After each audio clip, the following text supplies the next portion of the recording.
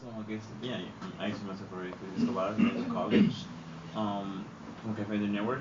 So the first question I want to ask you is what are actions you're taking to actually persuade maybe some swing votes in your committee, people who might be indecisive with yes or no. Yeah. How are you trying to get them to vote yes on AB 131? Right. Is there So my committee, let me just explain a little bit how my committee works. Have you guys studied at all sort of the differences between the Senate and the Assembly? We're essentially the same types of bodies. In the when bills originate in either house, they have to survive their sort of policy committee process, and then they usually have to satisfy the appropriations policy, and then we exchange one another's bills. So that we'll take the Senate bills at one point, and they'll take the Assembly bills, and then they go through the same process again. My committee has 19 members on it. 17 members, I'm sorry.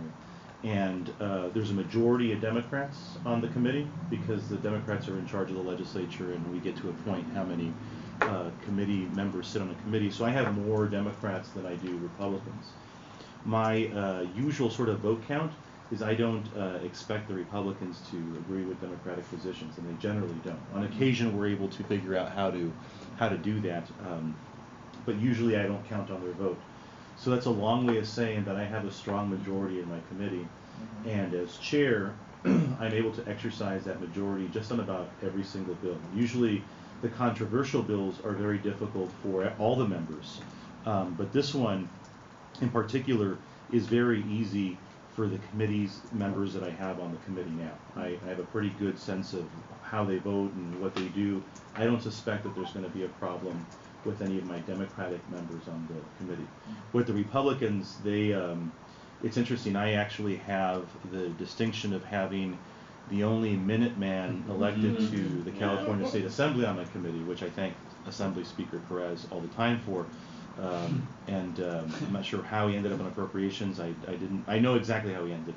I'm not happy with it, but it makes for a good conversation. And in some ways, it's actually not a terrible thing for us, because if Mr. Donnelly is sort of offering his perspective on things, we're generally very good about sort of contrasting his thoughts, beliefs, desires with, I think, the reality of the state of California and the country. So in some ways, it's a good way to sort of highlight his perception of things, and then I like to think that we sort of introduce reality to the conversation on our side of the aisle.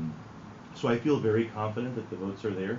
Generally what happens, as I mentioned, with the exchange of bills and the House origination dates and that sort of thing, I typically see about 85, maybe 90% of all of the bills in the legislature, which means that the committee has tremendous sort of ability to modify and move bills. And so I don't, with this one, expect any real challenges once the committee sort of does the vetting on the policy and tries to figure out how to mitigate any of the costs. But historically, the committee, as well as myself individually, have supported, the full package of costs associated with the bill. So I don't think there's going to be a problem in getting the bill out.